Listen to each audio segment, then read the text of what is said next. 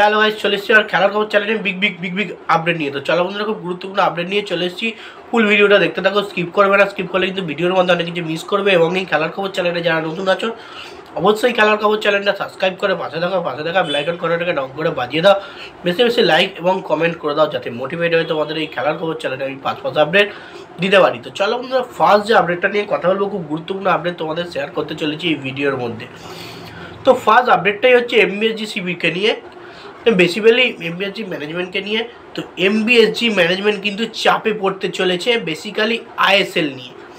তো বেসিক্যালি তোমরা নিশ্চয়ই জানো, আইএসএলে কিন্তু রেলিগেশন চালু হয়ে গেছে।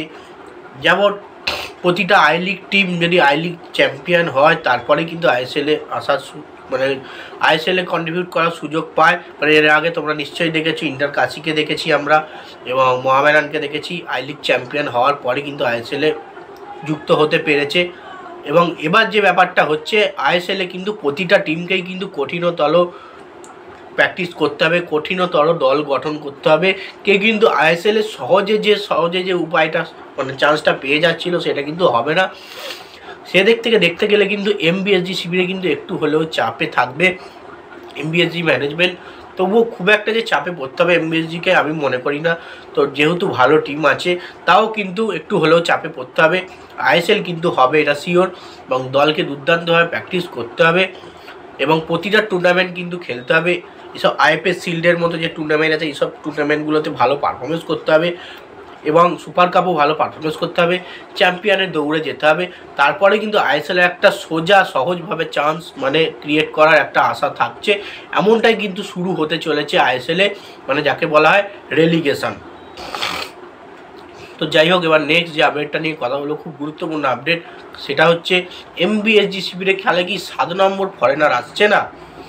তো বেসিক্যালি তোমরা নিশ্চয়ই জানো, 7 নম্বর বিদেশি প্রচুর টার্গেট করেছিল মোহনবাগান ম্যানেজমেন্ট। 7 নম্বর ফরেনার মানে বেসিক্যালি যে হচ্ছে অ্যাটাকিং মিডফিল্ডের প্লেয়ার, টার্গেট করেও কিন্তু দলে কোনো প্লেয়ারকে এখনও পর্যন্ত কনফার্ম করতে পারেনি। যে সমস্ত প্লেয়ারদের নাম উঠে এসেছিলো, কাউকে কিন্তু কোনো রকমই কনফার্ম করতে পারেনি এমবিএসজি ম্যানেজমেন্ট। আশা করছি এখনও পর্যন্ত মোহনবাগান শিবিরে 7 নম্বর বিদেশির কোনো রকমই টার্গেটে কোনো বিদেশিই নেই। অনেকে তোমরা কমেন্ট করে জিজ্ঞেস করছো, দাদা এমবিএসজি শিবিরে কি 7 নম্বর বিদেশি আসছে না। তো সেটুকু তোমাদের বলে দিই, এমবিএসজি শিবিরে কিন্তু 7 নম্বর বিদেশি এখনও পর্যন্ত না আসার চান্সটাই বেশি। কারণ কোনো রকমই 7 নম্বর বিদেশি হিসেবে কোনো প্লেয়ারকে টার্গেট করেনি মোহনবাগান। যেগুলোকে টার্গেট করেছিল সেগুলো কিন্তু হাতছাড়া হয়ে গেছে বা অন্য দলে গিয়ে যোগদান করেছে। তো দেখা যাক এমবিএসজি ম্যানেজমেন্ট নেক্সট টাইম দলের সাথে বা আইএসএলের জন্য 7 নম্বর বিদেশি ফরেনার দলে নেয় কিনা, না সুপার কাপের জন্য নেয়, না আইএফএ শিল্ডের জন্য নেয়। তো আইএফএ শিল্ড তো শুরু হয়ে যাবে 8 তারিখ থেকে। তো কোনো রকমই কিন্তু চান্সেস নেই 7 নম্বর বিদেশি আনার। তো নেক্সট যে আপডেটটা নিয়ে কথা বলবো, সেটা হচ্ছে ইস্টবেঙ্গল শিবিরের প্লেয়ার মেসি বাউলিকে নিয়ে। এর আগে কেরালাতেও খেলে গেছে। এই মেসি বাউলিকে কিন্তু ডিল ডান করিয়ে নিল জামশেদপুর এফসি। তো নিশ্চয়ই জানো, ইস্টবেঙ্গল এফসি শিবিরে মেসি বাউলি এসেছিল লং টার্মের জন্য নয়, কিছু ম্যাচেস খেলেছে, 1 বছরের চুক্তিতে এসেছিল। তাও সিজনের লাস্টে কিছু ম্যাচেস খেলেছে, মোটামুটি ভালো পারফরমেন্স করেছে, গোল কন্ট্রিবিউট করেছে, গোলও করেছে। এবং এই প্লেয়ারকে কিন্তু ইস্টবেঙ্গল এফসি শিবির ছেড়ে দিয়েছে, মানে অস্কার বুজন কিন্তু ছেড়ে দিয়েছে। এই মেসি বাউলিকে কিন্তু পুরোপুরিভাবে দলে নিয়ে নিল জামশেদপুর এফসি। এবার তোমরা জামশেদপুর এফসির জার্সি গায়ে কিন্তু এই মেসি বাউলিকে পারফরমেন্স করতে দেখতে পাবে। সুপার কাপ বলো, আইএসএল বলো, যে কোনো টুর্নামেন্টে কিন্তু মেসি বাউলি জামশেদপুরের জার্সি গায়ে মাঠ কাঁপাতে আসছে ভারতে। তো নেক্সট এবং লাস্ট আপডেট যেটা নিয়ে কথা বলবো, সেটা হচ্ছে আইএসএল নিয়ে। এবারে আইএসএল কিন্তু প্রচুর কঠিন হবে, তোমাদের লিখেছি থাম্বনেলে, তোমরা নিশ্চয়ই দেখতে পাচ্ছ। তো কঠিন হওয়ার কারণ একটাই, যে আইএসএলে কিন্তু রেলিগেশন চালু হচ্ছে। আইএসএল কিন্তু জমে যাবে, কঠিন খেলা মানেই কিন্তু আইএসএল জমবে, হাড্ডাহাড্ডি লড়াই হবে।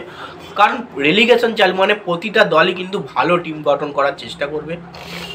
কোনো টিম যে সিরিয়াস মানে আরামসে হারিয়ে বেরিয়ে যাবে, 4-5 গোল মেরে দেবে, সেই জিনিসটা হয়তো আর আমরা দেখতে পাবো না। এবং আইএসএল টুর্নামেন্ট কিন্তু জমে উঠবে, প্রতিটা দলই কিন্তু খাটবে আইএসএল চ্যাম্পিয়ন হওয়ার জন্য। সেই কারণেই কিন্তু আইএসএল এবছর কঠিন হতে চলেছে বলেছি আমি, যেহেতু রেলিগেশন চালু হয়ে গেছে। তো যাই হোক, এই আপডেট ছিল। ভিডিওটা যদি ভালো লেগে থাকে লাইক কমেন্ট সাবস্ক্রাইব করে পাশে থাকো। চলো বন্ধুরা, বাই, নেক্সট ভিডিও আবার দেখা হচ্ছে।